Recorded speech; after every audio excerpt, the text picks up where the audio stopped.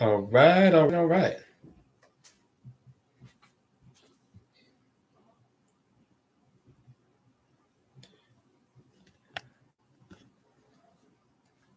All right, what's up? Anybody who's watching?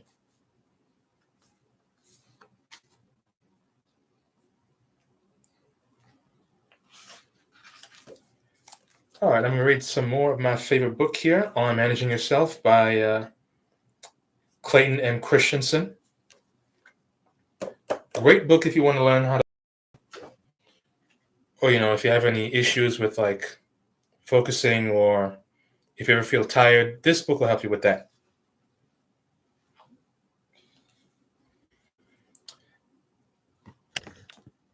Oh yeah, by the way, this one here is a Winners Wear t-shirt. If you want one for yourself, you can go buy one from my website. The link is below. So anyway, let me get on to reading this.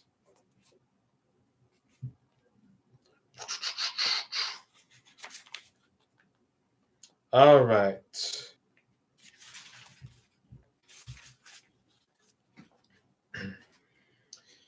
We live in an age of unprecedented opportunity. If you've got ambition, drive, and smarts, you can rise to the top of your chosen profession, regardless of where you started out. But with opportunity comes responsibility. Companies today aren't managing their knowledge workers' careers. Rather, we must each be our own chief executive officer. Simply put, it's up to you to carve out your place in the work world and know when to change course. And it's up to you to keep yourself engaged and productive during a work life that may span some 50 years. To do all of these things well, you'll need to cultivate a deep understanding of yourself. What are your most valuable strengths and most dangerous weaknesses? Equally important, how do you learn and work with others? What are your most deeply held values? And in what type of work environment can you make the greatest contribution? The implication is clear. Only when you operate from a combination of your strengths and self-knowledge can you achieve true and lasting excellence. So yeah, you definitely got to know yourself. To build a life of excellence, begin by asking yourself these questions. What are my strengths? To accurately identify your strengths, use feedback analysis. Every time you make a key decision, write down the outcome you expect. Several months later, compare the actual results with your expected results. Look for patterns in what you're seeing. What results are you skilled at regenerating? What abilities do you need to enhance in order to get the results you want? What unproductive habits are preventing you from creating the outcomes you desire? In identifying opportunities for improvement, don't waste time cultivating skill areas where you have little competence. Instead, concentrate on and build on your strengths. How do I work? In what ways do you work best? Do you process information most effectively by reading it or by hearing others discuss it? Do you accomplish the most by working with other people or by working alone? Do you perform best while making decisions or while advising others on key matters? Are you in top form when things get stressful, or do you function best in a highly predictable environment? So yeah, you got to know how you work. What are my values? What do you see as your most important responsibilities for living a worthy and ethical life? Does your business's ethics resonate with your own values? If not, your career will likely be marked by frustration and poor performance. Where do I belong? Consider your strengths, preferred work style, and values. Based on these qualities, in what kind of work environment would you fit in best? Find the perfect fit, and you'll transform yourself from a merely acceptable employee into a star performer. Mhm. Now, that's not just for like a business work environment where you're an employee and you're working for someone. Hmm. That also makes a lot of sense just for if you're making your own business and trying to run your own business. Does your business fall in line with what you value? Because if it doesn't, you're going to be fighting an uphill battle. And it's going to be a lot harder than if you actually made a business where the values coincide with your own. Mhm. What can I contribute? In earlier eras, businesses told people what their contribution should be. Today, you have choices. To decide how you can best enhance your business's performance, first ask what the situation requires. Based on your strengths, work style, and values, how might you make the greatest contribution to your business's efforts? So yeah, focus on what you can do to help your business grow. Management. Who's got the monkey? 33, 33, 33. 33. You're racing down the hall. An employee stops you and says, "We've got a problem." You assume you should get involved but can't make an on-the-spot decision. You say, "Let me think about it." You've just allowed a monkey or a problem to leap from your subordinate's back to yours. You're now working for your subordinate. Take on enough problems, and you won't have time to handle your real job, fulfilling your own boss's mandates and helping peers generate business results. How to avoid accumulating problems. Develop your subordinate's initiative. For example, when an employee tries to hand you a problem, clarify whether he should 1. Recommend and implement a solution, 2. Take action, then brief you immediately, or 3. Act and report the outcome at a regular update. When you encourage employees to handle their own problems, they acquire new skills, and you liberate time to do your own job.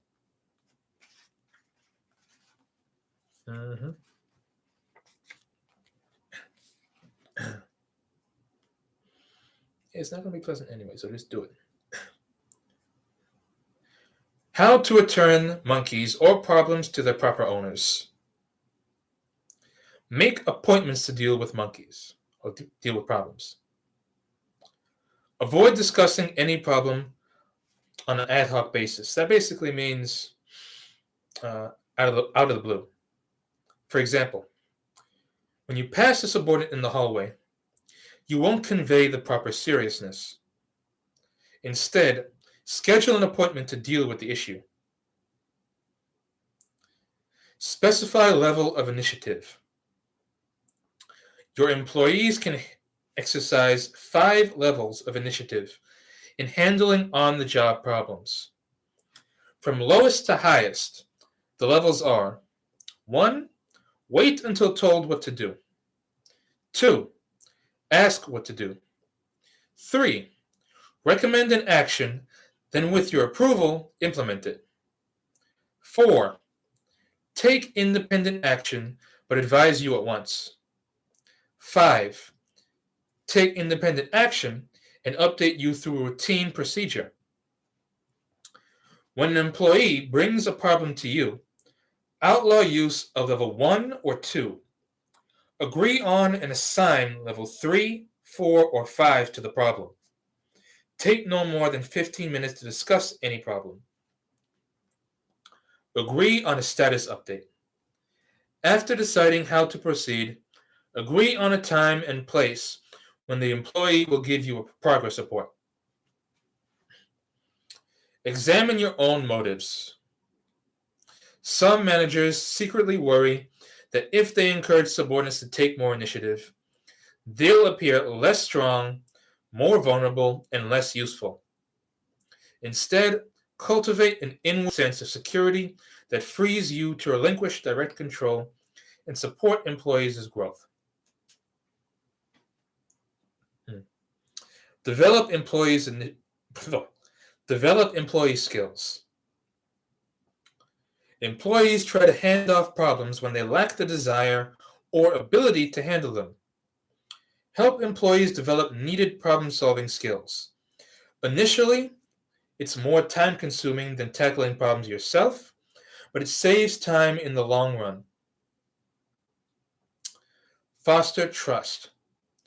Developing employees' initiative requires a trusting relationship between you and your subordinates. If they're afraid of failing, they'll keep bringing their problems to you, rather than working to solve their own problems. To promote trust, reassure them it's safe to make mistakes. Oh, cool. 37. All right, that was management time. Who's got the monkey? Or who's got the problem? All right, next one. How resilience works. 47.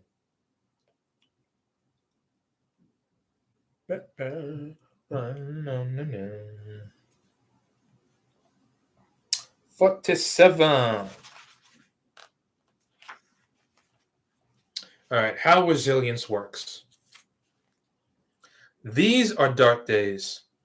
People are losing jobs, taking pay cuts, suffering foreclosure on their homes. Some of them are snapping, sinking into depression, or suffering a permanent loss of confidence. But others are snapping back. For example, taking advantage of a layoff to build a new career. What carries them through tough times? Resilience. Resilient people possess 3 defining characteristics. 1, they coolly accept the harsh realities facing them. 2, they find meaning in terrible times. And 3, they have an uncanny ability to improvise, making do with whatever's at hand. In deep recessions, resilience becomes more important than ever. Fortunately, you can learn to be resilient.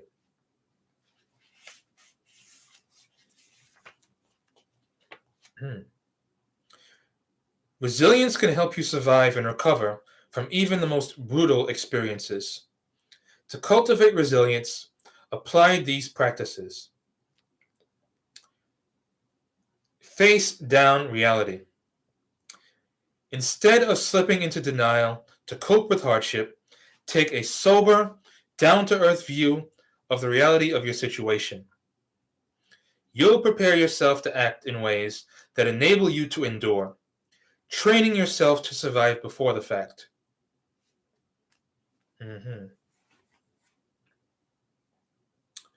Next. Another way to help you be resilient. Search for meaning. When hard times strike, resist any impulse to view yourself as a victim and to cry, "Why me?" Rather, devise constructs about your suffering to create meaning for yourself and others. You'll build bridges from your present-day ordeal to a fuller, better future. Those bridges will make the present manageable by removing the sense that the present is overwhelming. All right, another way to help you be resilient. Continually improvise. When disaster hits, be inventive. Make the most of what you have, putting resources to unfamiliar uses and imagining possibilities others don't see. Yeah, that's what it means to be resourceful. Hmm. Yeah, when I think of someone being resourceful, I think of like those survival people on those survival shows like Bear Grylls and stuff like that, doing a whole bunch of weird and kooky stuff that nobody really thinks about, but ends up working out anyway. Yeah, try to be like that, but like in your everyday regular situation. I take myself for example. I had no idea that there were a lot more Wi-Fi spots in my area that I didn't know about until I went online and looked for it. So yeah, things like Google and the internet, you really got to take proper use of that stuff to make sure that you get everything out of it. That's the best. That's one of the best ways to be resourceful. Make use of everything. So that was how resilience works. What's the next one? By the way, this book here is on managing yourself.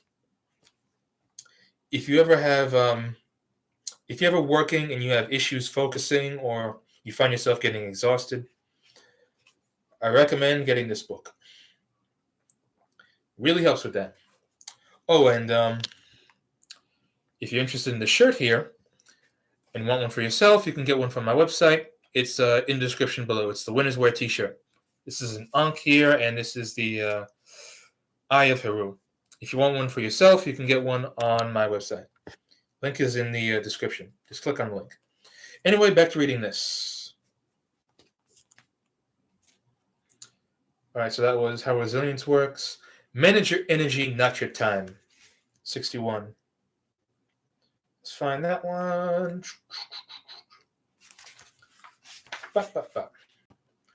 All right, manage your energy, not your time. Businesses are demanding ever higher performance from their workforces. People are trying to comply, but the usual method, putting in longer hours, has backfired.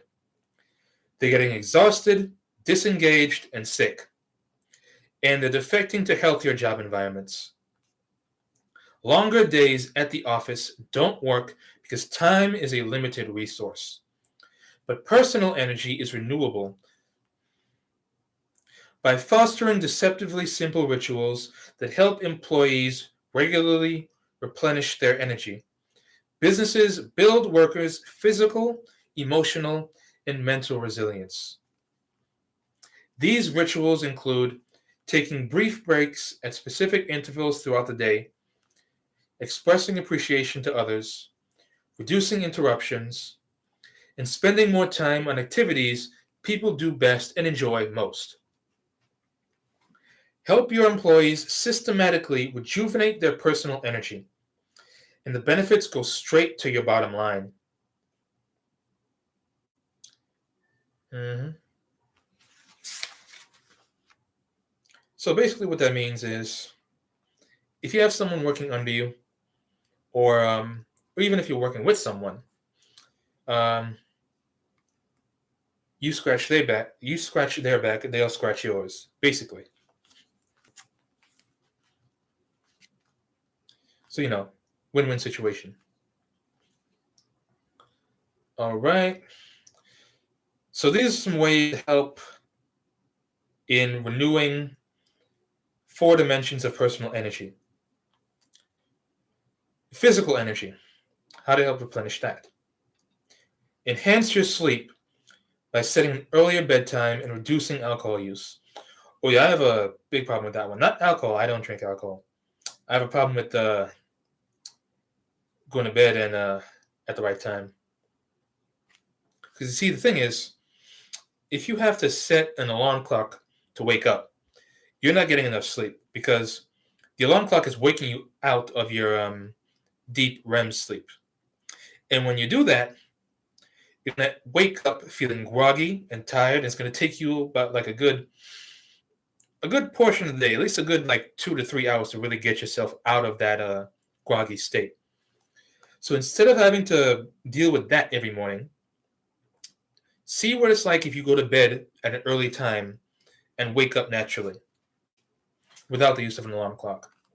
I've tried it a couple times when, I was able to do it. And I woke up pretty energized. So I recommend trying it.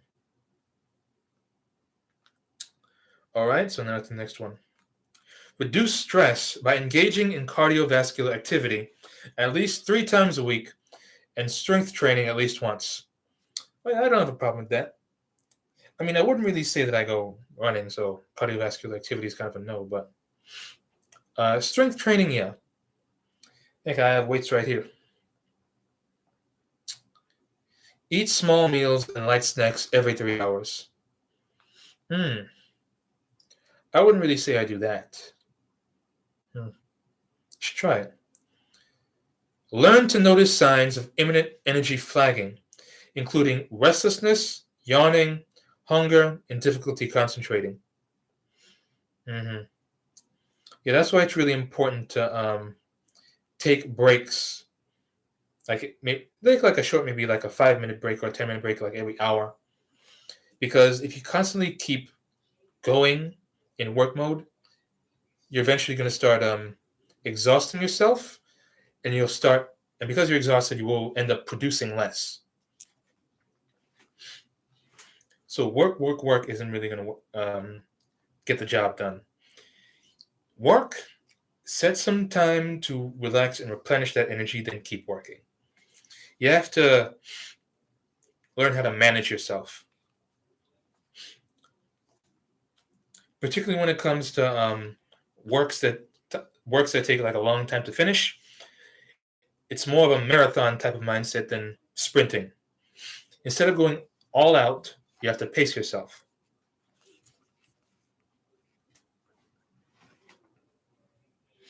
In fact, that's often how a lot of marathon runners win. Often it's the time of the guy who's like in the back or in the middle who ends up sprinting all the way like at the last stretch. So you have to know how to conserve energy.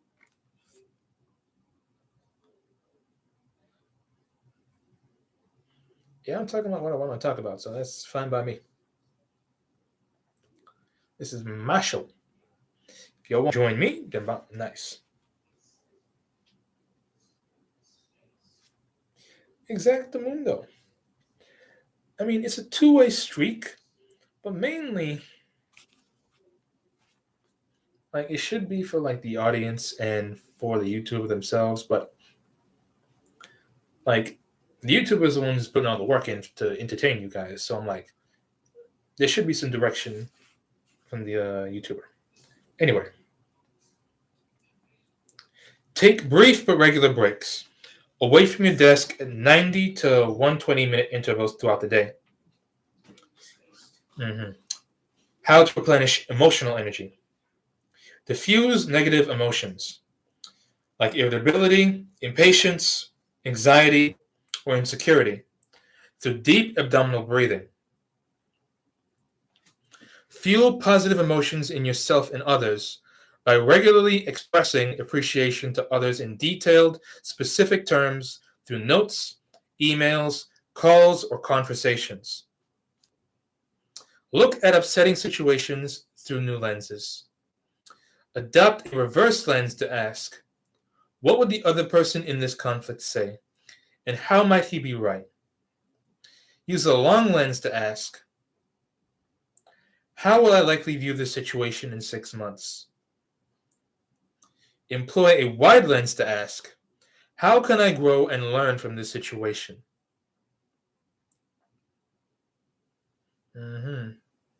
Mental energy. Reduce interruptions by performing high concentration tasks away from phones and email. You know, that is actually something I really have an issue with. I like YouTube and all that stuff, but I really have to learn that. You have to go to YouTube with a specific... Yeah, that's something I really have a hard time with. Easily getting distracted. Particularly when it comes to platforms like YouTube. I have to learn to, when using platforms like YouTube, to go there with a specific purpose in mind. Like looking at a how-to video or tutorial or something like that. going there to learn something or watch something specific. Because once you're just like going through that feed, that recommendations list, it's never ending. So by the time you finally look up and you're done with YouTube, you've wasted an hour or 2 hours of the day without even realizing it. Feels like 5 minutes, but it's been like an hour or two. Doesn't feel good. Respond to voicemails and emails at designated times during the day. Every night, identify the most important challenge for the next day. Then make it your first priority when you arrive at work in the morning. How to replenish spiritual energy. Identify your sweet spot activities. Those that give you feelings of effectiveness, effortless absorption, and fulfillment. Find ways to do more of these. One executive who hated doing sales reports delegated them to someone who loved that activity. Allocate time and energy to what you consider most important. For example, spend the last 20 minutes of your evening commute relaxing so you can connect with your family once you're home. Yeah, that's one of the most difficult things that I've realized trying to work from home. That whole setup. Particularly since COVID, pretty much forced a lot of people into the situation. But that is a struggle right there for a lot of people who work from home. Learning to separate work time from relaxation time. Because if there isn't a proper balance, there's a lot of chaos that will ensue.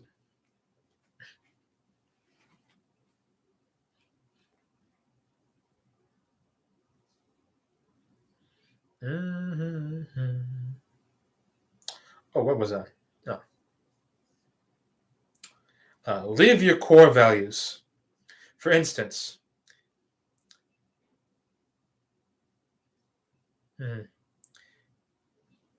if consideration is important to you,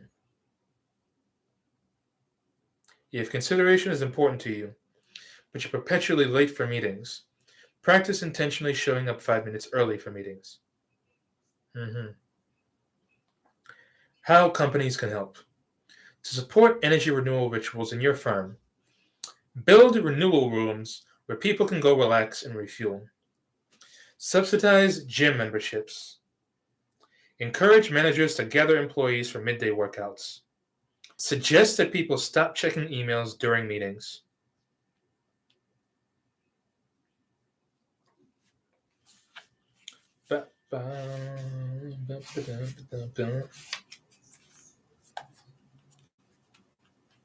I mean, in all fairness, I was pretty good for the most part, so maybe I could go back skateboarding, but the risk, man. I need knee pads and elbow pads bad.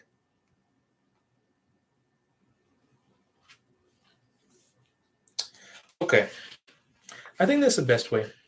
Because I know while those things are necessary, I would say, yeah, big time, yeah.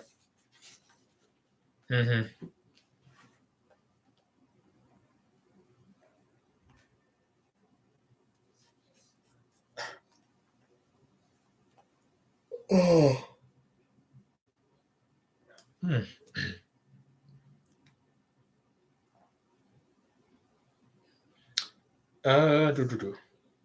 Oh yeah, that was manage your energy, not your time. Now overloaded circuits. 79. Oh nice, 30 minutes. Yeah, I didn't get an hour yesterday, so I'm gonna do one today. Overloaded circuits. 79.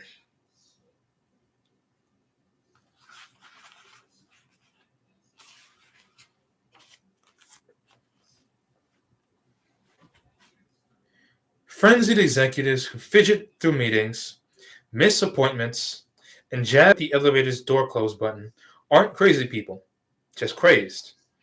They're suffering from a newly recognized neurological phenomenon called attention deficit trait. And if I remember correctly, this thing actually came out in 2019, so it really is new. Huh.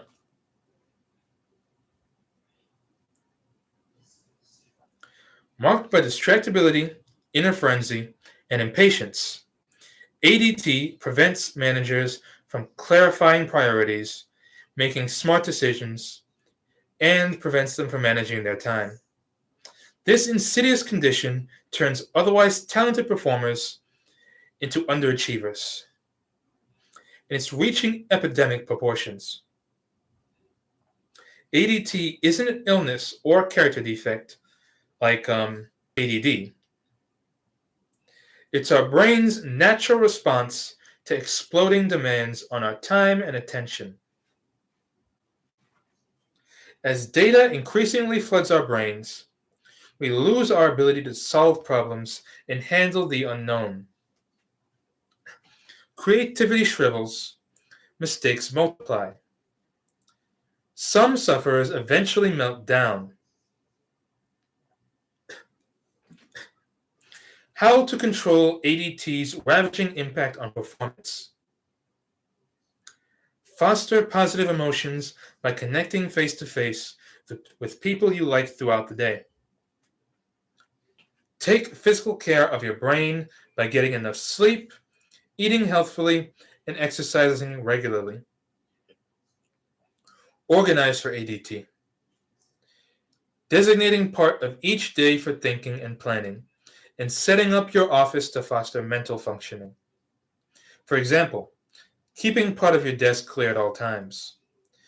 These strategies may seem like no-brainers, but they'll help you vanquish the ADT demon before it can strike. Yeah, stop watching that.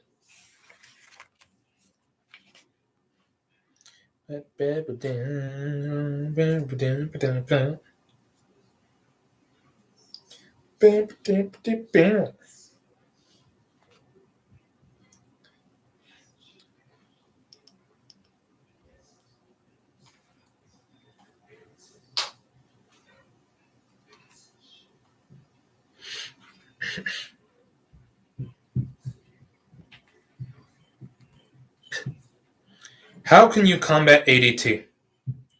Promote positive emotions.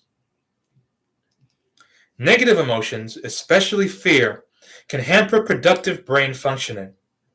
To promote positive feelings, especially during highly stressful times, interact directly with someone you like at least every 4 to 6 hours. In environments where people are in physical contact with people they trust, brain functioning hums. By connecting comfortably with colleagues, you'll help your brain's executive center, which is responsible for decision-making, planning, information prioritizing, perform at its best. Take physical care of your brain. Ample sleep, a good diet, and exercise are critical for staving off ADT. You're getting enough sleep if you can wake up without an alarm clock. You're eating well if you're avoiding sugar, white flour, and consuming more fruits, whole grains, vegetables, and protein instead. You're exercising enough if you're taking a brisk walk or going up and down a flight of stairs a few times a day. Yeah, I think I'm doing pretty good in that.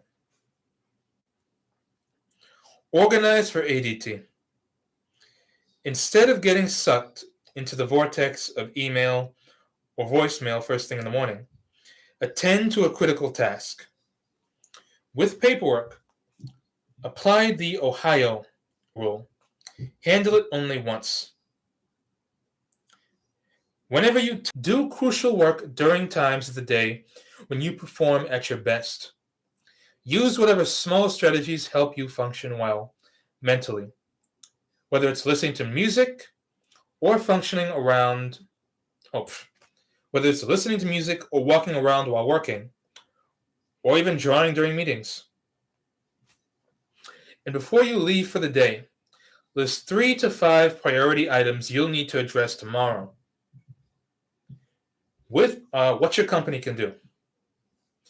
In firms that ignore ADT symptoms, employees underachieve, create clutter, and cut corners. Careless mistakes, illness, and turnover increase as people squander their brain power.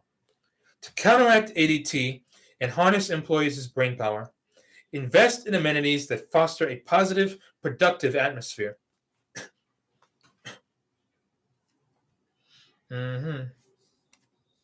Yeah. Major software company SAS Institute creates a warm, connected, and relaxed work environment by offering employees perks such as a 7-hour workday that ends at 5, a large on-site gym and daycare facility, and a cafeteria that provides baby seats and high chairs so parents can eat lunch with their children. And what's the payoff for all these perks? Employees return the favors with high productivity, and SAS's turnover never exceeds 5%, saving the company millions on recruiting, training, and severance. So yeah, you take care of someone else's needs, they'll take care of yours. Everybody's happy. Compromise. Practice as old as time.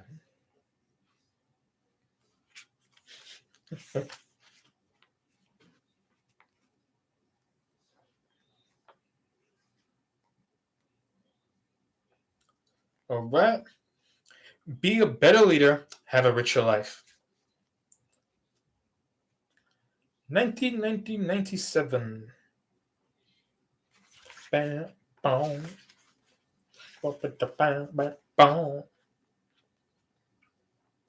right. Be a better leader, have a richer life. Life's a zero-sum game, right? The more you strive to win in one dimension, your work, the more the other 3 dimensions, yourself, your home, and your community, must lose. Not according to Friedman, the person who wrote this business article. You don't have to make trade-offs among your life's domains. Nor should you. Trading off can leave you feeling exhausted, unfulfilled, or isolated. And it hurts the people you care about most. To excel in all dimensions of life, use Friedman's total leadership process. First, articulate who and what matters most in your life. Then experiment with small changes that enhance your satisfaction and performance in all 4 domains of your life. For example, exercising 3 mornings of energy for work and improves your self-esteem and health, which makes you a better parent and friend. Friedman's research suggests that people who focus on the concept of total leadership have a 20% to 39% increase in satisfaction in all life domains, and a 9% improvement in job performance, while working even shorter weeks. So work smarter, not harder. So be a better leader, have a richer life. Total leadership helps you mitigate a range of problems that stem from making trade-offs among the different dimensions of your life. So trading off can have you feeling unfulfilled because you're not doing what you love, can have you feeling inauthentic because you're not acting according to your values, feeling disconnected from the people who matter most to you, and can have you feeling exhausted by trying to keep up with it all. To tackle such problems using total leadership, take these steps. Number 1, reflect. For each of the 4 domains of your life, work, home, community, and self, reflect on how important each is to you, how much time and energy you devote to each, and how satisfied you are in each one. Oh my gosh. Whew. And how you spend your time and energy. What is your overall life satisfaction? So, yeah, what matters most to you? 2. Brainstorm possibilities. Based on the insights you've achieved during your 4-way reflection, brainstorm a long list of small experiments that may help you move closer to greater satisfaction in all 4 domains of your life. These are new ways of doing things that would carry minimal risk and let you see results quickly. For example, turning off cell phones during family dinners could help you sharpen your focus on the people who matter most to you. And several times a week could give you more energy. Joining a club with coworkers could help you forge closer friendships with them. Preparing for the week ahead on Sunday evenings could help you sleep better and go into the new week feeling refreshed.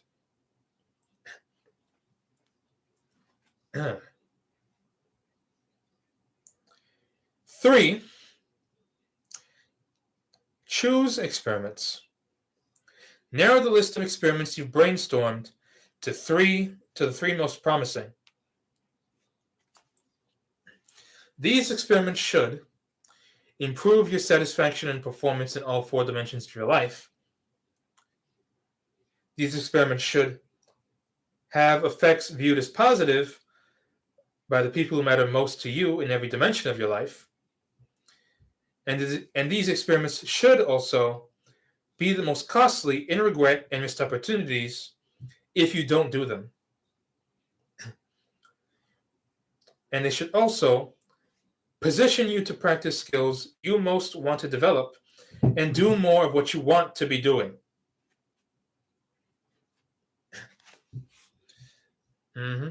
So that was Be a Better Leader, Have a Richer Life 101. I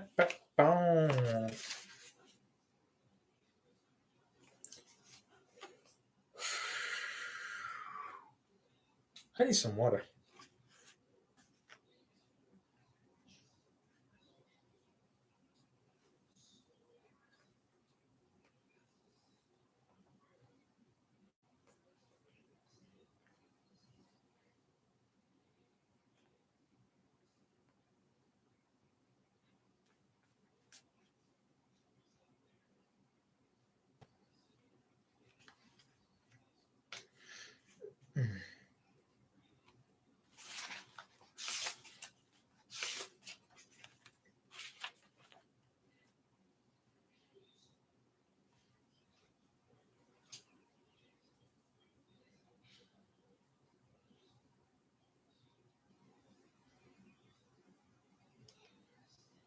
So yeah, now reclaim your job. Page 117.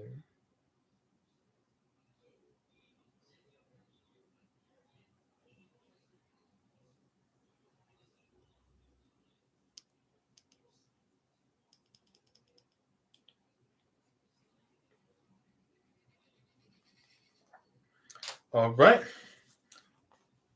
90% of managers waste time and fritter away their productivity by grappling with an endless list of demands from others. Why? We assume wrongly that those demands are requirements and that we lack personal discretion or control over our jobs. The consequence? We remain trapped in inefficiency,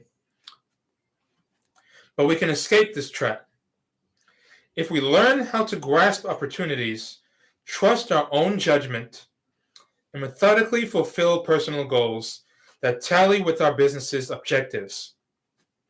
The keys: set priorities, then stick to them, focusing on efforts that support these priorities.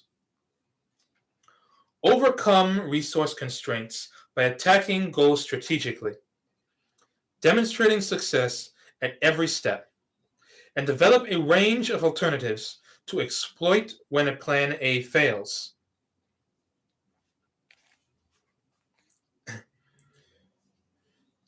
We all want to make a difference in our organizations, as well as build satisfying careers. By understanding how we inhibit ourselves and taking purposeful, strategic action, we can seize control of our jobs rather than letting our jobs control us. The payoff? Impressive results for our companies and rewarding work lives for us.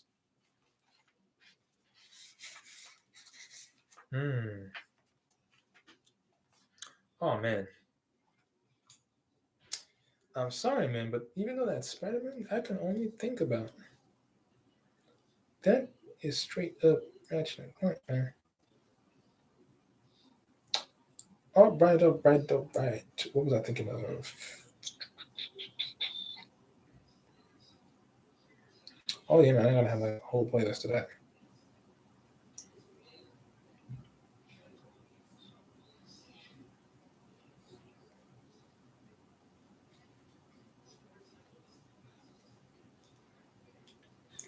Bam.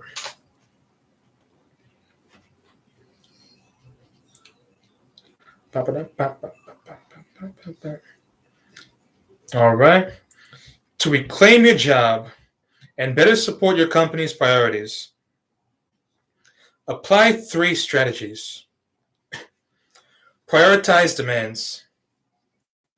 To achieve personal and organizational goals quickly, slow down and focus your time and attention.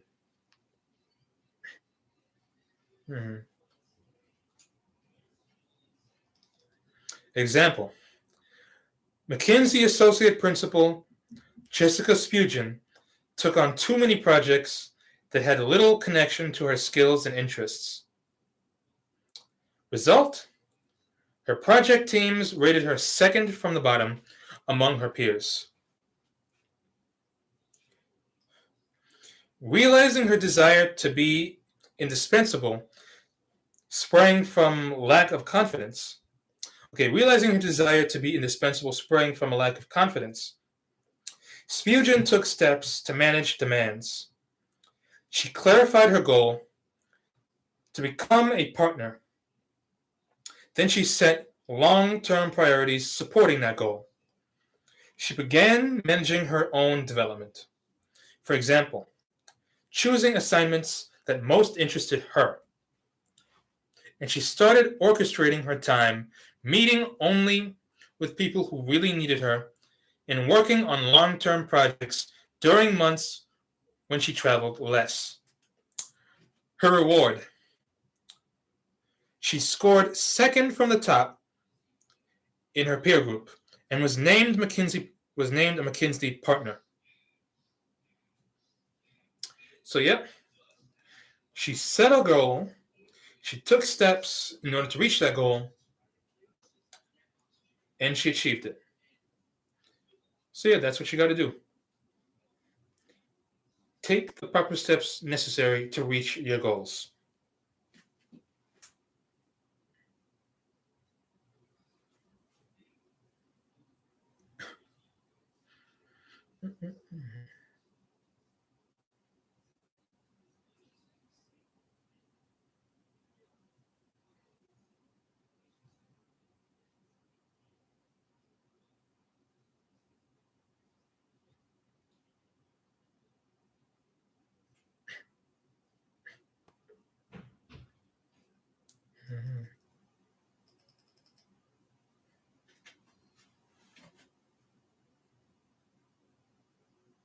Nice.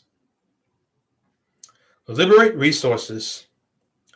To relax resource constraints and win the backing you want.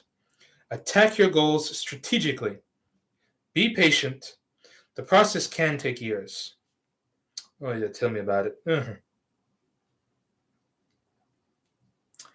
Exploit alternatives. Use your expertise to anticipate and circumvent possible obstacles to your goals. You'll expand the scope of your opportunity for your company and yourself. Yeah. Got to be resourceful. That was Reclaim Your Job.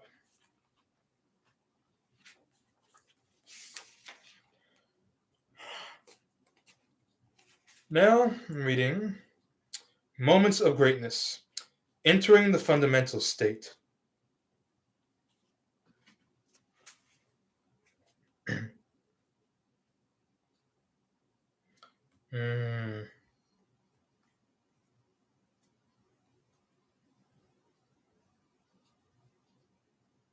127, nice.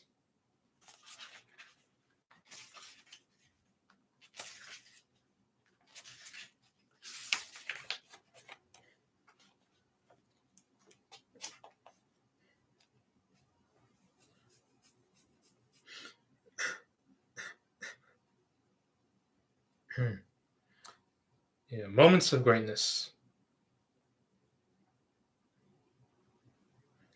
Like all leaders, sometimes you're on and sometimes you're not. How to tip the scale toward excellence and away from mere competence. Don't rely on imitating other leaders or poring over leadership manuals. Instead, enter the fundamental state of leadership. The way you lead when a crisis forces you to tap into your deepest values and instincts. In this state, you instinctively know what to do. You rise to the occasion and perform at your best. Fortunately, you don't need a crisis to shift into the fundamental state of leadership. You can do so anytime, before a crucial conversation or during a key meeting, by asking 4 questions. Am I results centered? Have you articulated the result you want to create? Am I internally directed? Are you willing to challenge others' expectations? Am I other focused? Have you put your business's needs above your own? Am I externally open? Do you recognize signals suggesting the need for a change? No one can operate at the top of their game 24/7. But each time you enter the fundamental state of leadership, you make it easier to return to that state again. And you inspire others around you to higher levels of excellence.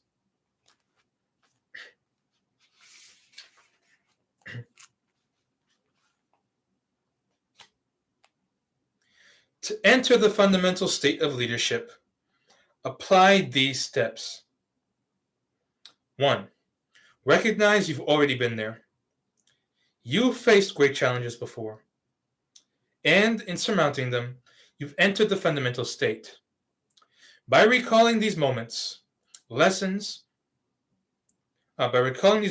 lessons, you release positive emotions and see new possibilities for your current situation. 2. Analyze your current state. Compare your normal performance with what you've done at your very best. You'll fuel a desire to elevate what you're doing now and instill confidence that you can re-enter that fundamental state. Ask the 4 questions shown in the following chart. Am I result-centered? Am I internally directed? Am I other-focused? Am I externally open?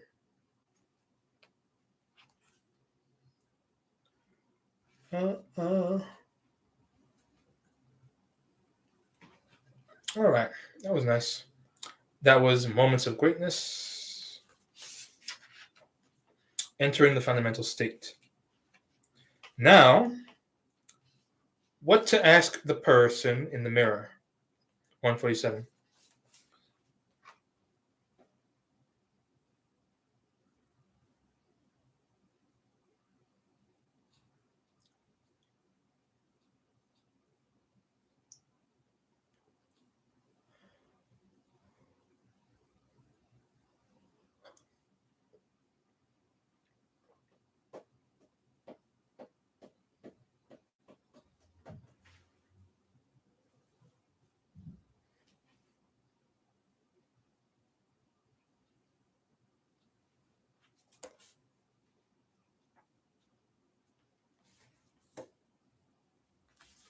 hey man, whatever gets it done. Whatever the hell gets it done. In fact, if that works for you, then go ahead. In fact, that might actually be my way. I mean, that's true. And if I were able to do that, I basically mean I'd be able to just constantly keep doing what I want to do. Okay.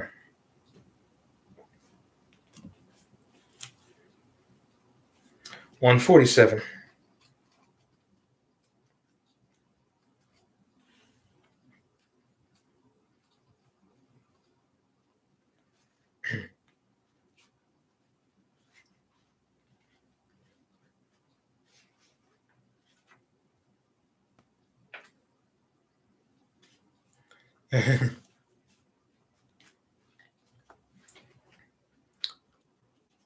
What to ask the person in the mirror?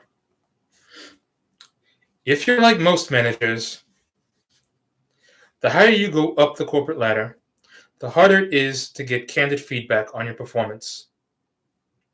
And without crucial input from bosses and colleagues, you can make mistakes that irreparably damage your business and your reputation. How can you figure out how you're really doing and avoid business disasters? Glenn, the person who wrote this article, recommends looking to yourself for answers. Regularly ask yourself questions like these. Am I communicating a vision for my business to my employees? Am I spending my time in ways that enable me to achieve my priorities? Oh, hell no. No. Do I give people timely and direct feedback? Oh, wait. Do I give people timely and direct feedback they can act on?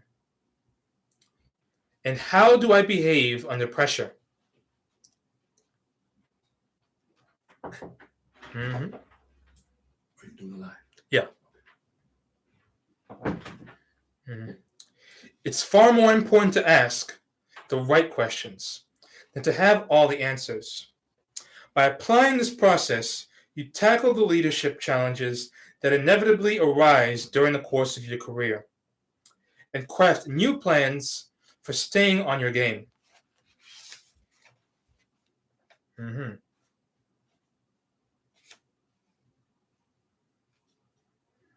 Mm-hmm. So yeah, that was what to ask the person in the mirror.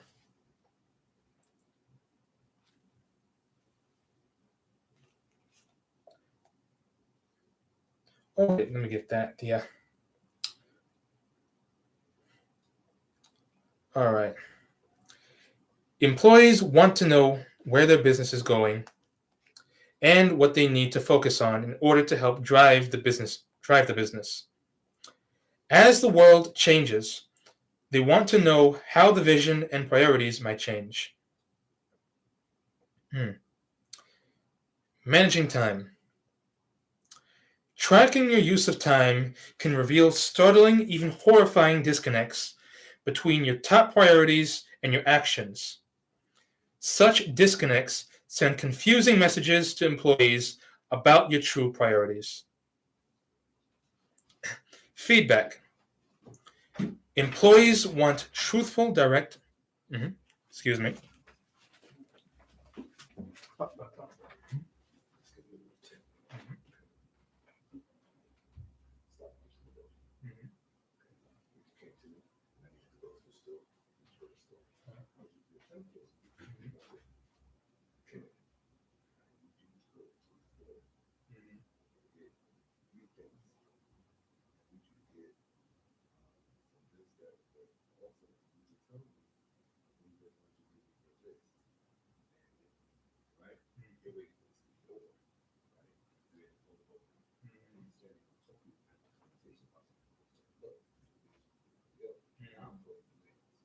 Uh-huh.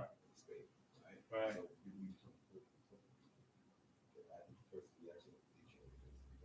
Uh-huh.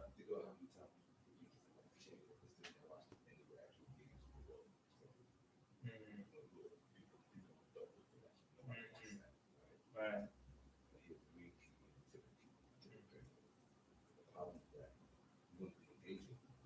Right. Extreme opposite. Very disengaged. Why? Right. Because you're engaged in the book. Mhm. And so the trick is everything that you believe about the time you can afford to right now. Learn to trust your memory. Just go to your memory base. You'll find some interesting things. You've read everything by Brunson. You're reading more the self-development stuff, and you've been reading this. So whatever. And this is was the reason why you want to use your memory. It's because those things that you remember have meaning to you. That's why you remember it. Right. And those are the things you should talk about. You don't need the book. You can just get natural, have a natural conversation. You can literally talk about anything, and your mind will naturally gravitate to it. Uh-huh. Get the connection. Yeah. Trust yourself. All right. Just put more trust in yourself in the book. The book is time. The book is needed, not on camera. Uh-huh. On camera, it's time to talk to the people. Uh-huh. And they come to hang out with Uncle Kemet. How would you talk to your nephew? How Mhm. would you talk to your niece? Uncle Kemet, Uncle Kemet. Yeah, I'm just going to talk. school. I'm getting bullied. I want to be a better person. I want to make money. What can I do? Uh-huh. You have problems making money? What are your problems? Maybe I can relate to them. Yeah, just talk to them. All Just right. talk to them. All right. Damn, thanks. Don't miss it.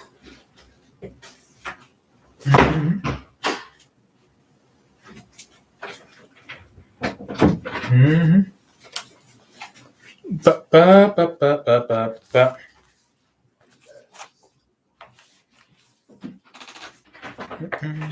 Yeah. When you're talking to him, Mhm.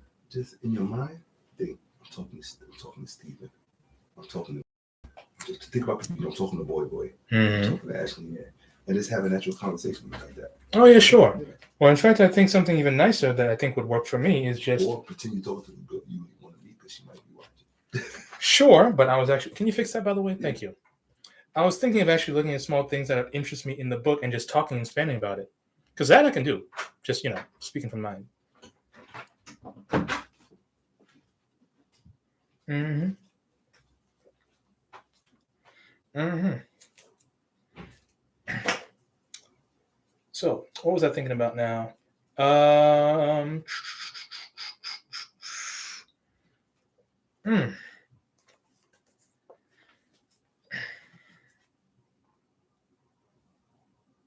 Mm-hmm. So yeah, I really like the idea of total leadership because it really gives you the working. The idea of total leadership, I really like it because it gives you the work idea of what to Maybe I interrupted you. Those pictures you took, fucking awesome. really. Fucking awesome. You might want to look at photography. Okay, good. I'm glad.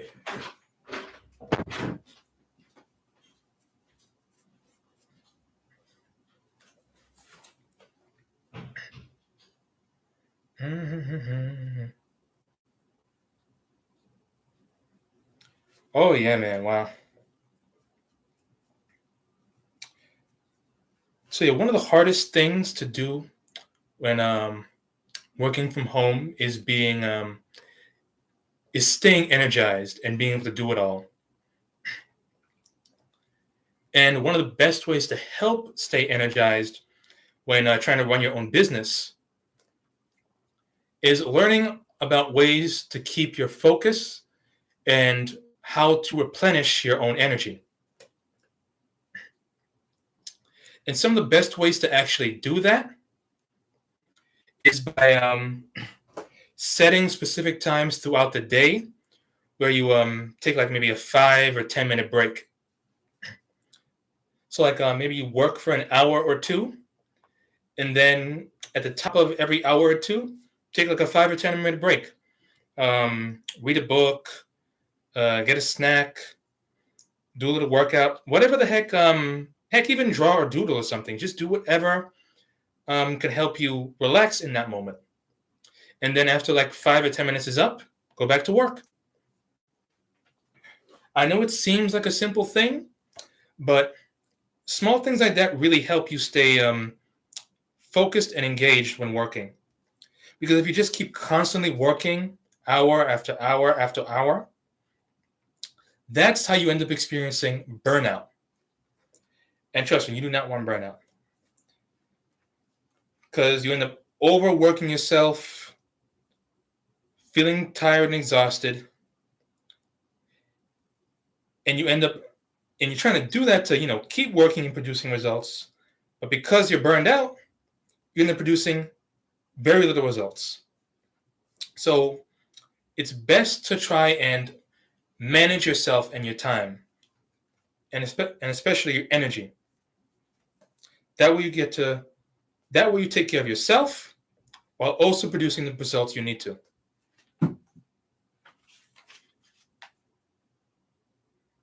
Mm-hmm.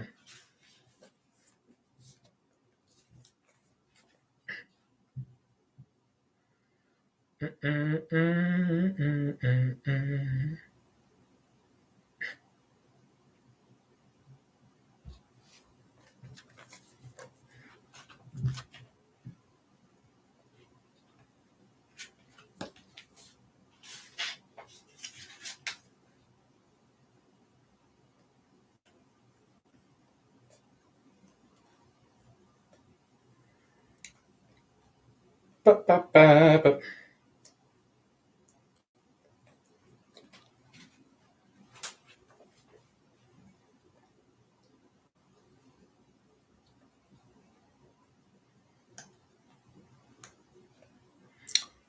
Oh yeah, let me do that.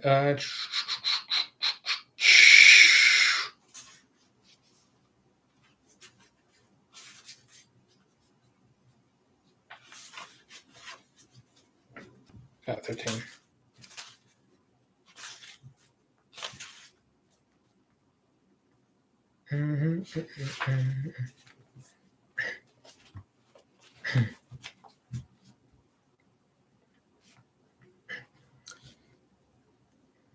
So yeah, one of the hardest things when running your own online business or any self-run business is learning how to manage yourself.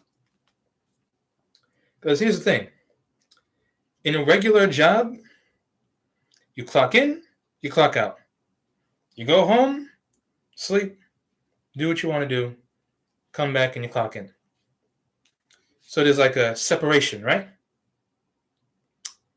When you're running your own online business, or just running your own business in general, you're basically the boss. While it may sound nice, the boss doesn't get to clock out. The boss pretty much lives at work. So if that's the case, you have to learn how to manage yourself, because you can't constantly stay in a state of working day after day after day. You have to learn when to cut off work time and get into relaxation time, because that's not being lazy. You need to relax after putting in a certain amount of time at work, because if you don't, that's how you end up getting burnout. So if you're running your own business, you need to learn how to manage yourself. Mm-hmm.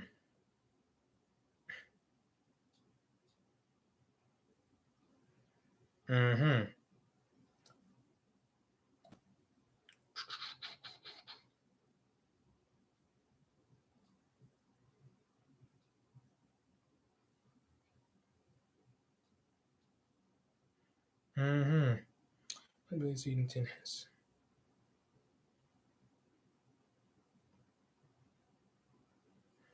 Mm-hmm. Let's just expand on that, yeah.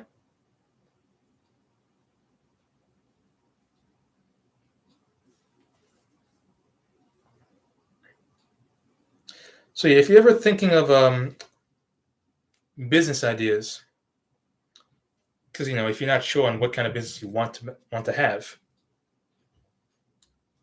try to consider what your strengths are. Mm-hmm. Sorry to interrupt. Yeah. I cannot get over those pictures. I can never take pictures like that. Like, All what right. the fuck? I appreciate it. Dude, you might want to seriously Consider that. All right. Yeah. I can never take pictures like that. All right. I I'm looking appreciate at it. them pictures. I'm like, what the fuck? I'm like, what that's going to do to my ad? Good. You I'm might glad. really, really want to think about that. So I did. The suggestion was mine. I was like, get to this, but it was the execution. Uh-huh. Because I wouldn't have executed it like that. My pictures would not have come out nowhere near that good. Oh, okay. I'd have had some dude, you really might want to consider that, dude. I appreciate it. Yeah.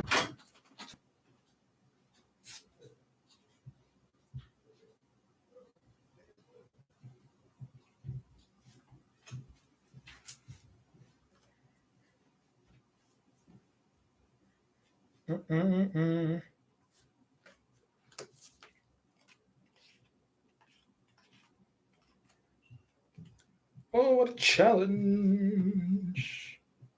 Oh, snap.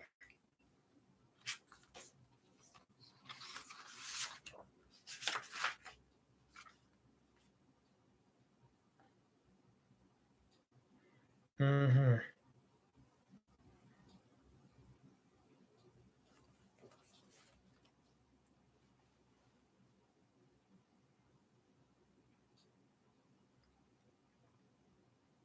So, yeah, when you're trying to think of a business for yourself, think of what your strengths are. And the best way to find what your strengths are to think about what interests you the most. Because I mean, if you're going to be spending a lot of time on your business anyway, it's going to be pretty much a good half of your life. Like a 50-year work life, yeah, that's a long time. So if you're going to be working for long periods of time and you're spending a lot of energy on that, it might as well be on something that you enjoy.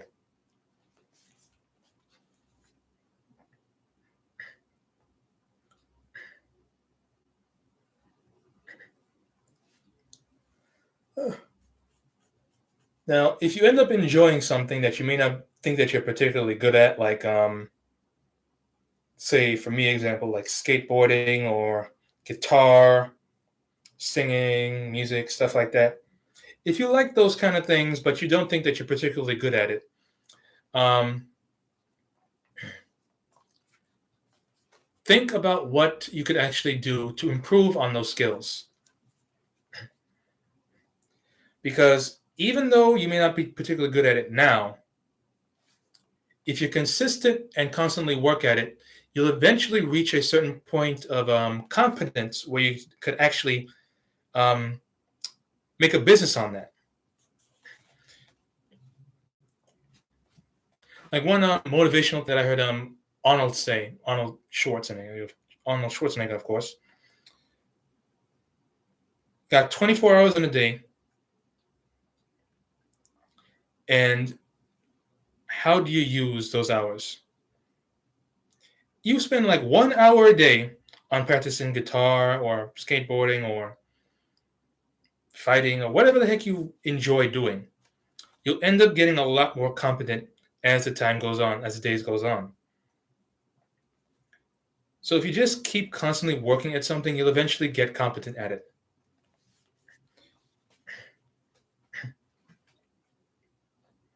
Mm-hmm. Another way to help manage yourself when trying to run your own business is understanding how do you work.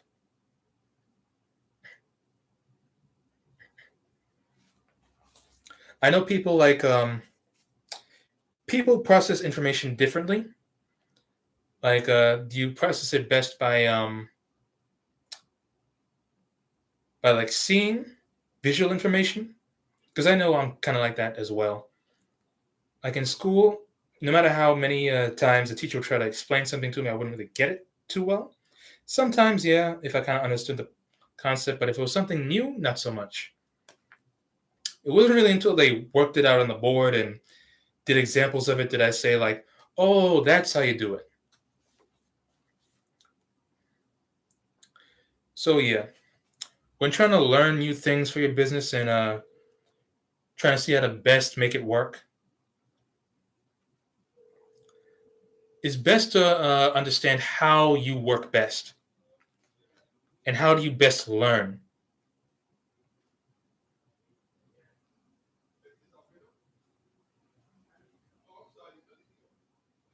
Mhm.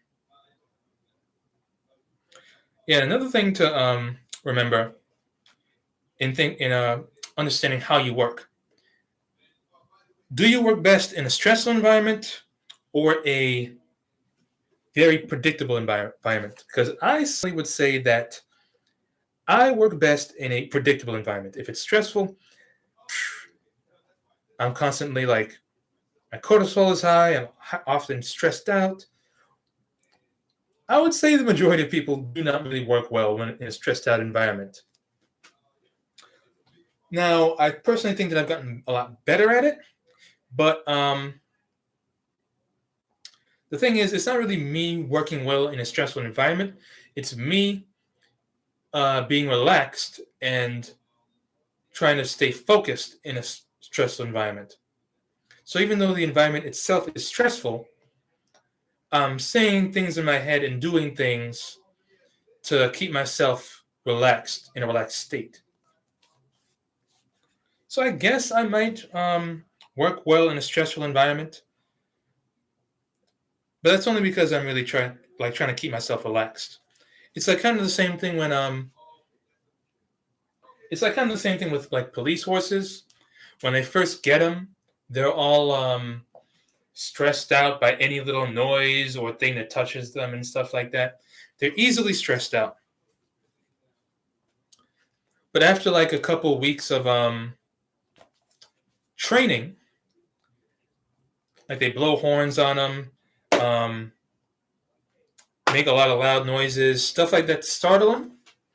Eventually, they end up getting accustomed to it, and they end up getting a lot more relaxed in situations like that. So that when they end up going out into actual stressful situations, they're not constantly freaking out over every little thing that's happening around them. Especially here in New York, there's always a bunch of different sounds and lights and all those things going on at one time. So for a stressful big animal horse thing to be walking around and be stressed out all the time, that would not be good. So yeah, that's a principle that would really help you with running your own business. If you ever feel like you're overwhelmed or stressed out trying to manage something in your business, try to set it up in a way. Try to set it in a way where you can be in a somewhat relaxed environment. Because while it is necessary for you to work and produce and, make that money, it's also important for you to actually be able to do that. People cannot work while in a stressed state. They end up being paralyzed or making constant mistakes. So it's best to try and do your best to be in a relaxed state when working.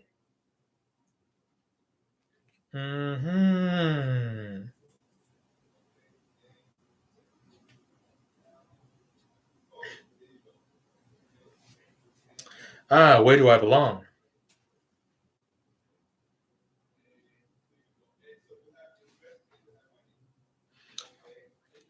So yeah, when considering a business idea, consider what you're strong at, what your interests are, your work style, and your values. So try to make a business around these type of things. All right.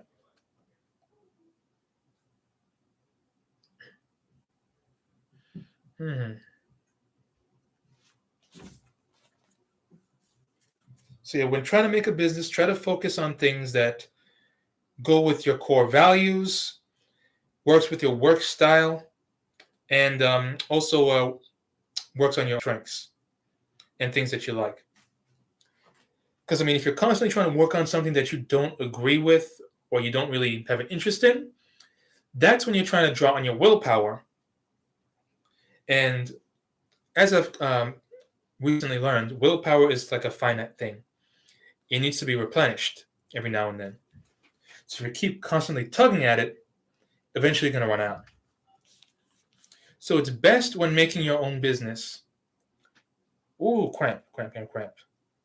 Don't you just hate it when you get a random cramp? Wow. That's crazy. Ooh, give me a sec. Ooh.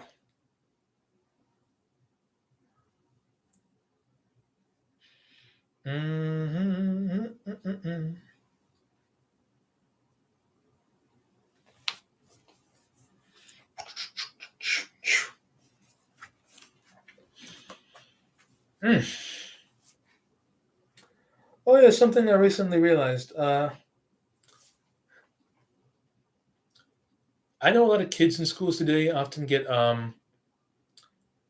misdiagnosed and labeled as having ADD, attention deficit disorder, having issues focusing and staying engaged in class and stuff like that. Even the teachers are boring and talking about like nothing of any real interest.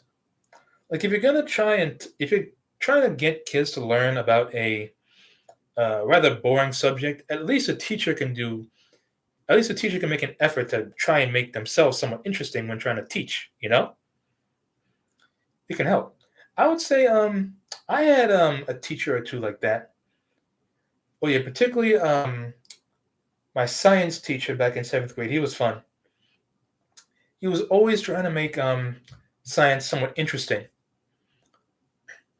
Like even though we would be like reading out like kind of like boring text and stuff like that, he always try to have like a physical example ready to show the kids like what this thing actually is and how it works and stuff like that. He was also the kind of teacher that would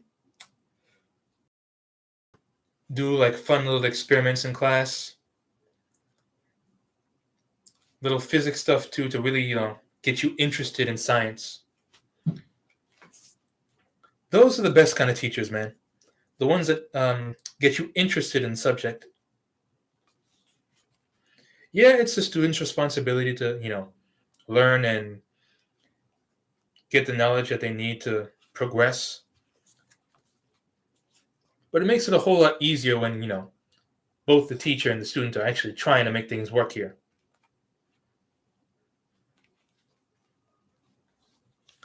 Makes it a whole lot easier. All right, what's another thing to think about?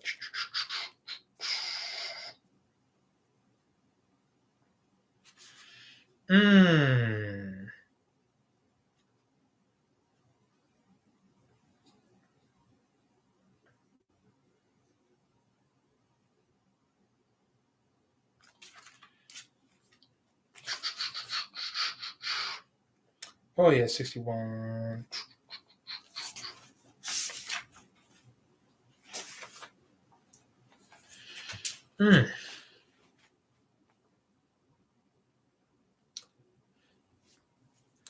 Enhance your sleep by setting an earlier bedtime and reducing alcohol use. Oh yeah.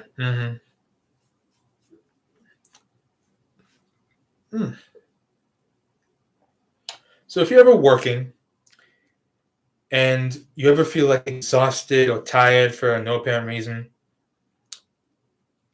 well, trust me, there is actually a reason for that.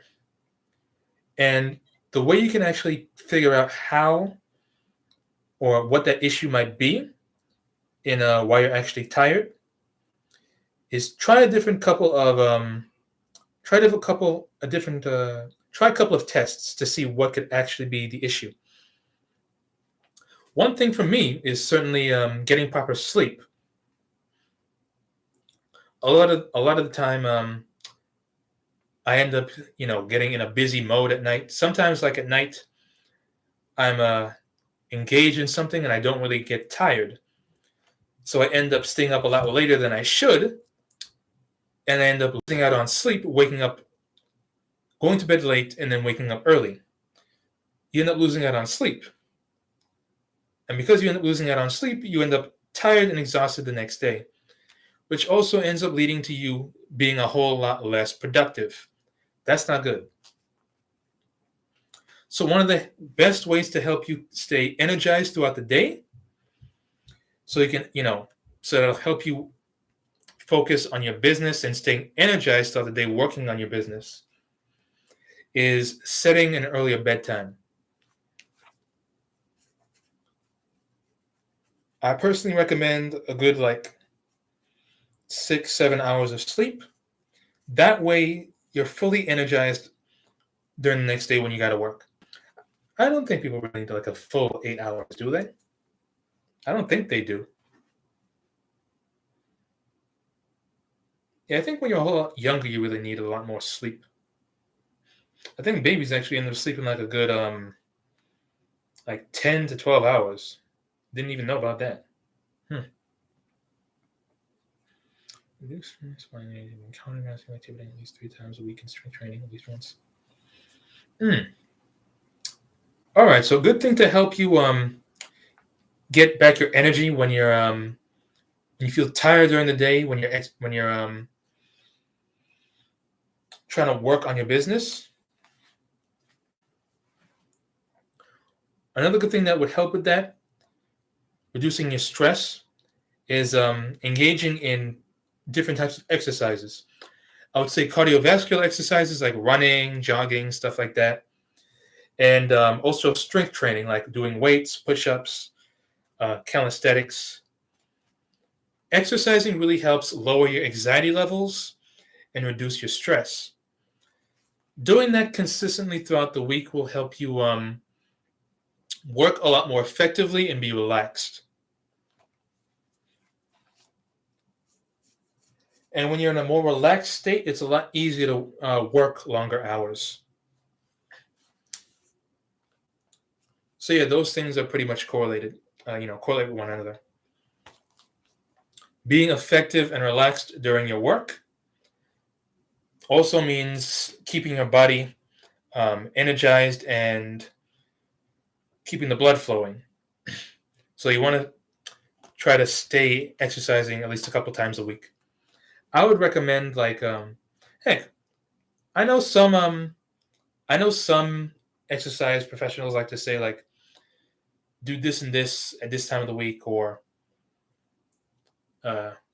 do this exercise 4 days of the week and take a break for the weekend and stuff like that.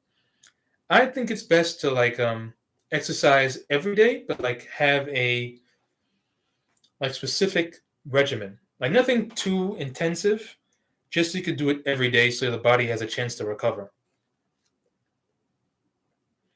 Particularly I try to get used to this 70-pound weights here. I try to use that at least 3 to 4 times a day. Nothing crazy, just like 3 or 4 times. And then put it down and that's it. Just doing that simple exercise every day will end up getting the blood flowing and keeping you energized throughout the day. And if you're energized throughout the day, it'll help you stay focused on your business. Eat small meals and light snacks every 3 hours.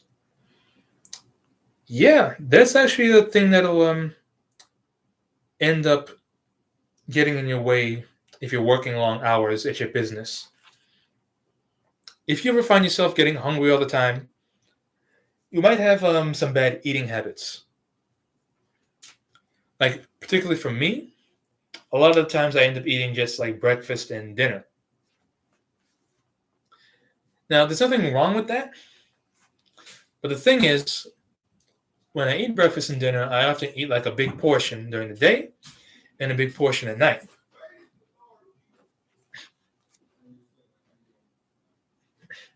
So a better thing to actually do than that, and my mother always told me this, is a better thing to do than eating big portions during the day and eating big portions at night. And eating big before you go to sleep is not good, because it causes your stomach to overwork itself.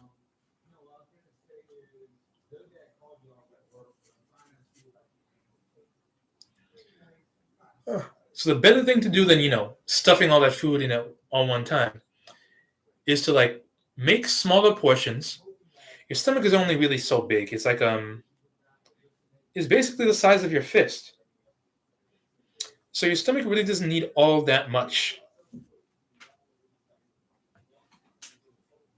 So instead of eating a ton of food at one time, try portioning out meals throughout the day. So I've actually been trying to do that, and it's actually been working wonders for me, because I haven't really been getting hungry all that much. I cut my portions in half and eat them instead of eating 2 big meals a day, I eat 3 small meals a day. So it's actually working a whole lot better for me. I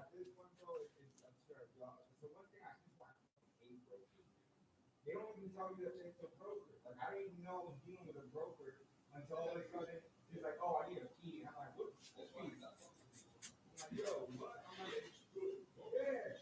Mm-hmm. Yeah, learn to notice signs of imminent energy flagging, including restlessness, yawning, hunger, and difficulty concentrating. Ooh, my back. Ooh, wow. Where in the world did that come from? Jeez. Random cramp. Wow. Don't you just hate it when you get a random cramp? But yeah, it's really good to notice hunger and difficulty concentrating. Those are signs that something's going on with you, and you should try little things to help alleviate that if you want to stay focused on your work.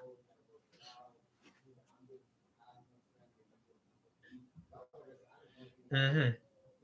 Take brief but regular breaks away from your work every like hour, 2 hours or so. Hmm. Yeah, that way you can constantly keep working. Yeah, because realistically, people are not robots. They can't keep working hour in, hour out, hour in, hour out, all day in, all day. People don't actually work like that. They're not robots. The best way, and I've actually noticed that people work, is by taking small, is like working hard and then taking a break. Work hard, take a break. That's actually one of the reasons why people have lunch breaks and stuff like that, or even small breaks throughout the workday, because there's only so much amount of focus a person can actually give throughout the day. If you could by Monday, that'd be nice. It doesn't have to be anything too long, but just basically something short and sweet that has, your name on it and your Hmm.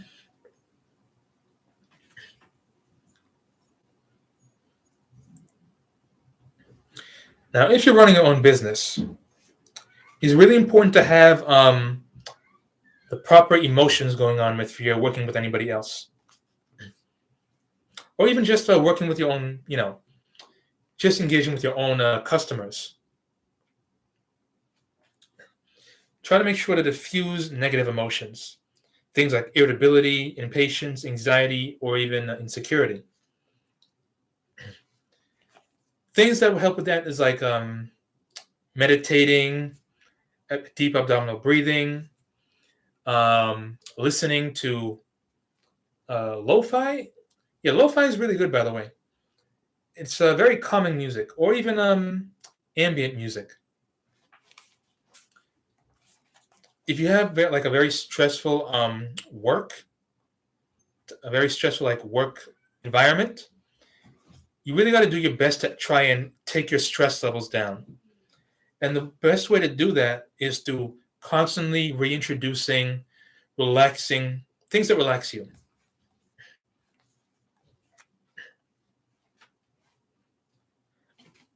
I would call these like renewal rituals,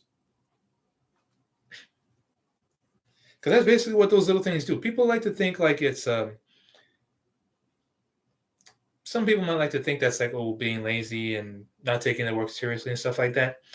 No, people are not robots. They cannot keep constantly working day in and day out. So you have to learn how to consistently take breaks every now and again. So that way you end up re-energizing yourself, and then you can get back to work and work effectively. Because if you're not taking care of your energy levels, you end up getting burnout, you end up getting exhausted, and you end up producing a lot less work. Well, you reduce interruptions too.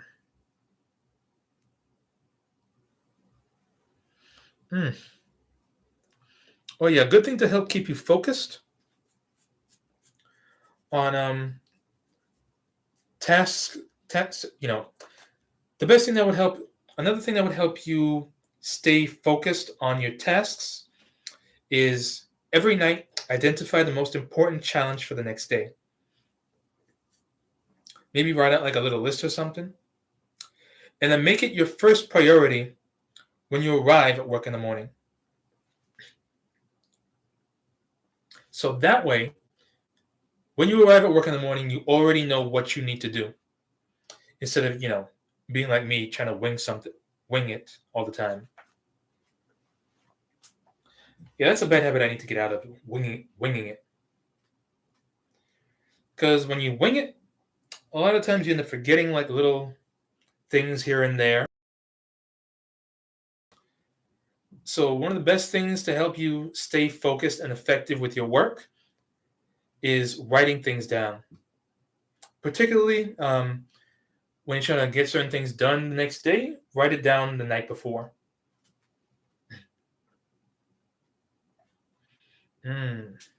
Spiritual energy.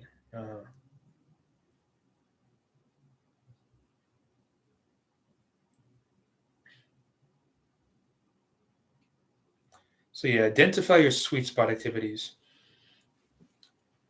Yeah, if you're gonna run a business, your own business, you got to identify your sweet spot activities.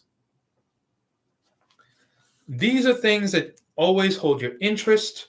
You can always talk about on a YouTube live or something like that, like myself. Things that just immediately and always give you energy. Things that you can just constantly keep doing and don't wear away at you. Because when you're constantly trying to work at something that you don't really have an interest in, you're constantly trying to draw at your own willpower. And willpower is a finite thing. So if you keep constantly trying to do something for your business that you don't really enjoy, you're eventually going to start getting tired and exhaust yourself. So when trying to run your own business, try to make sure that it involves activities that you enjoy or at least have an interest in.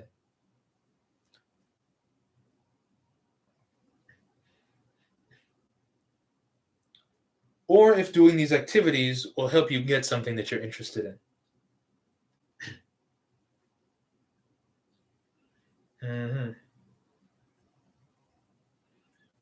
And you particularly try to find activities that give you a sense of fulfillment. Yeah, allocate time and energy to what you find important.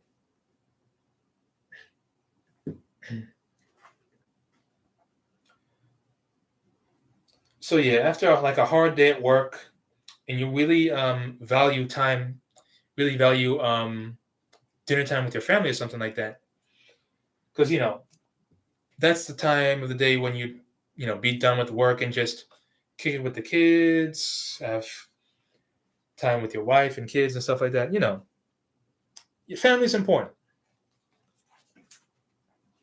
So you can't really, bring your work life with that. Oh yeah, that's the worst.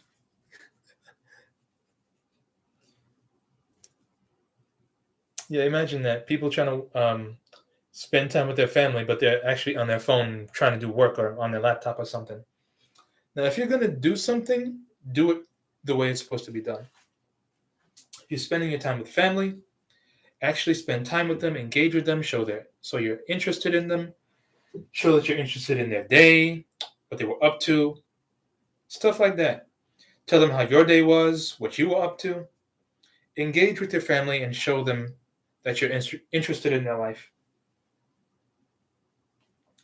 Try to keep work life and home life separate. I know it's kind of a difficult thing now since a lot of people are working from their homes, but gotta make do with what you got.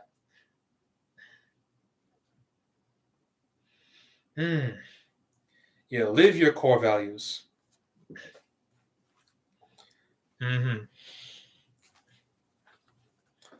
So yeah, if your business is about, say, what's a good example of this? Oh yeah, yeah, that's a good one. If your business is about like staying fit and staying healthy and exercising regularly and stuff like that, how do you think people are going to feel when they see a picture of you on Instagram or something scarfing down like cake or junk food and stuff like that.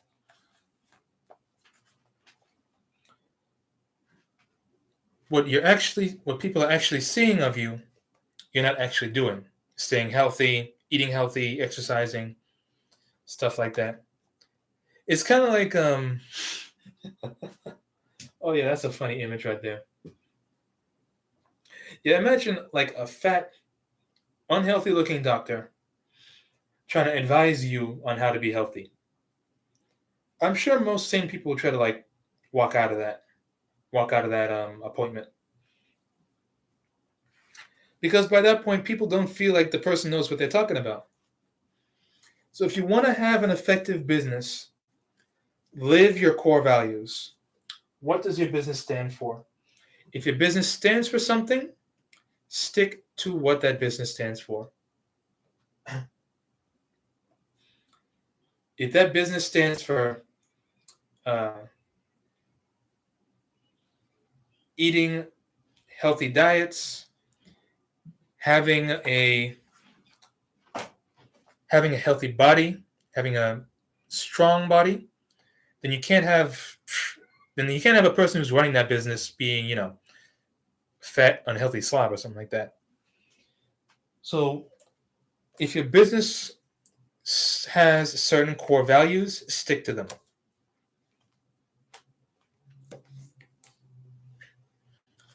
Because if you don't, that's what you call a hypocrite.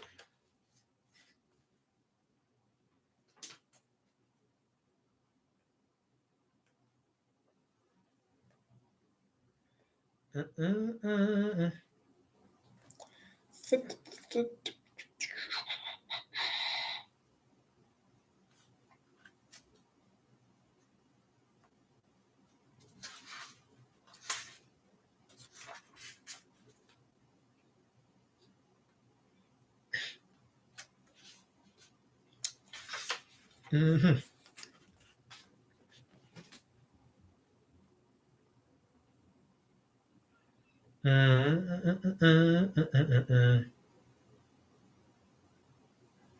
So yeah,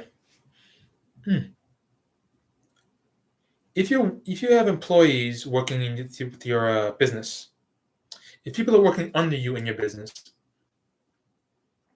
and they ever have like some kind of issues or problems along the way, it's best to make appointments to deal with those problems instead of just like coming at them out the blue. Because if you just do it like out of the blue, it won't really convey the proper seriousness of the situation. So it's best to make like an appointment for it.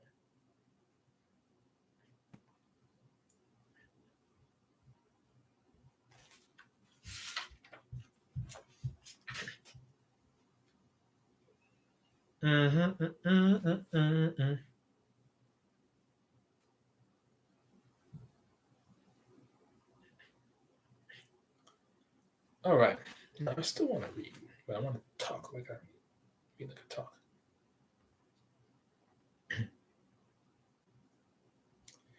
All right. So here's an example. You're running your own business.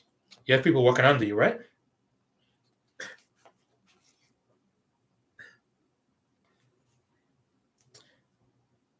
An employee that's working for you says, "We got a problem." You assume you should get involved, but can't really make an on-the-spot decision with it. So you say, "Let me think about it." You just allowed a problem. You just allowed your employee's problem, the one who's working under you, to jump on your back. You're now taking on your employee's problem. Take on enough problems from your employee, and you won't have time to handle your real job, taking care of whatever the heck your business actually really is, like managing different clients, customers, and talking to people. Mm-hmm.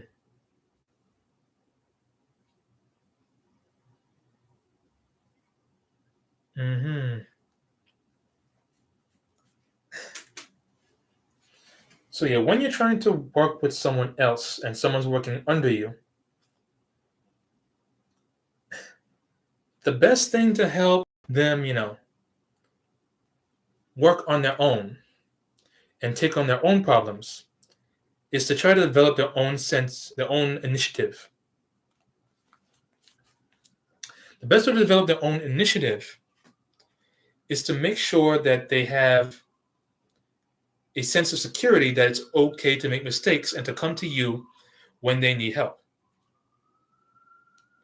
or when they may need guidance.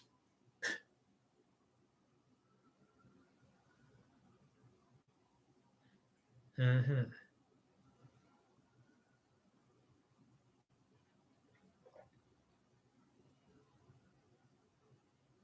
But even though they may come to you for help sometimes, if you want to develop your employees' own initiative, you want them to acquire new skills. And if they acquire new skills, that'll liberate you to do your own job.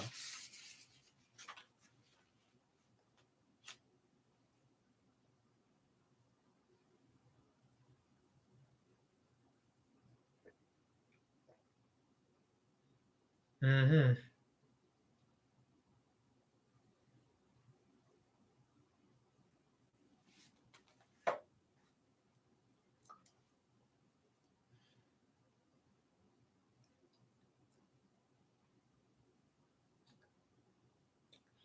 Mm-mm. All right, what's something else here?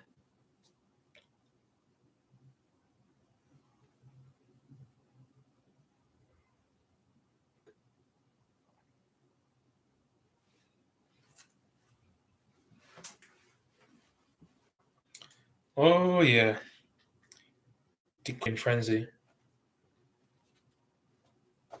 Mm-hmm. Yeah, that actually has a lot to do with this new thing that people have found out. It's not a disorder. It's just something that people go through. It's ADT, attention deficit trait. Not to be confused with ADD, attention deficit disorder. That's something that people are born with. ADT, attention deficit trait, is just something that may show similar symptoms to ADD, but anybody can actually show those symptoms. What brings on those types of symptoms, you may ask? Is basically being in an environment where one of two things happens, or maybe even both. Either you're overwhelmed and swamped with way too much work at the time, so because you're overwhelmed, you end up getting paralyzed and you can't get really anything done. You either get paralyzed or slowed down and you can't get much done, or you get very little done. So that's one way ADT can affect you. Another way is, the first way was getting overwhelmed. The other way is being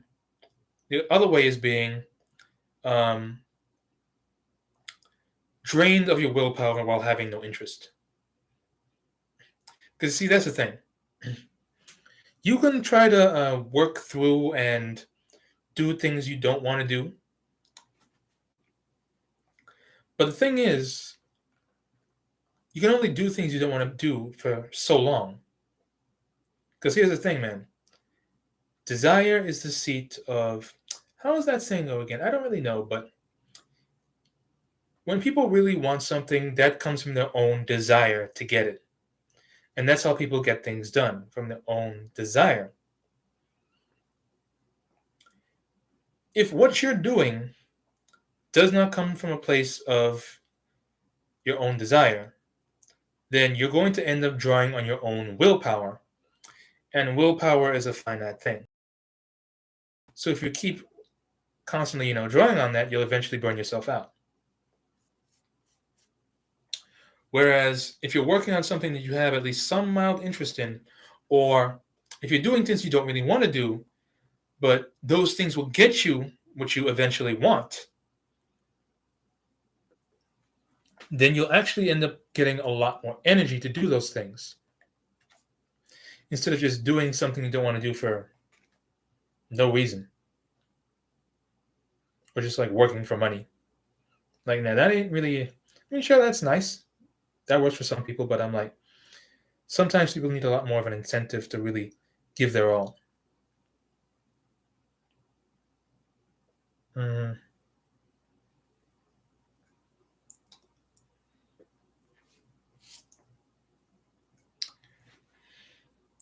Oh yeah, man. If someone's working under you, if someone's working under you and you really want to develop their initiative to do things on their own, you really want to try and trust. You really want to try and develop a trusting relationship between you and whoever's working under you. If they're constantly afraid of failing and screwing up whatever the heck they're doing, they'll keep bringing the problems to you rather than working to solve their own problems.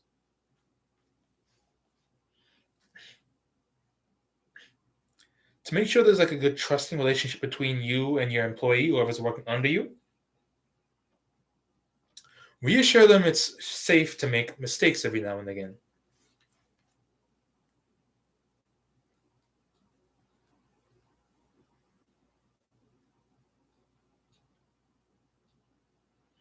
Mm-hmm. So yeah, specify level of initiative when someone's working under you.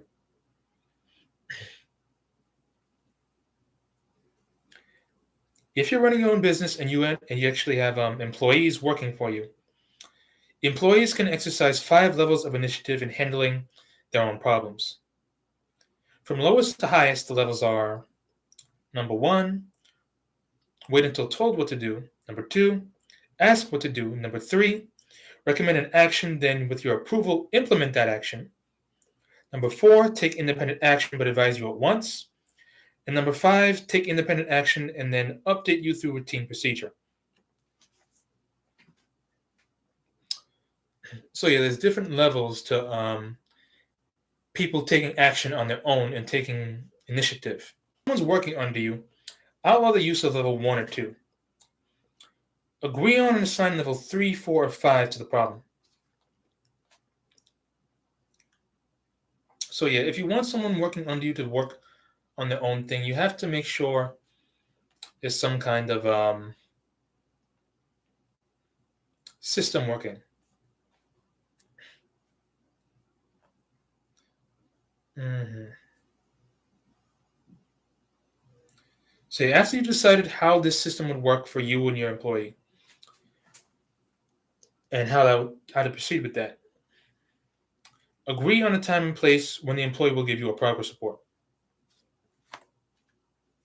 So that way you're doing what you need to do, your employee is doing what they need to do, and then at the end of the day or whatever scheduled time you have, you'll come together and you'll, update one another.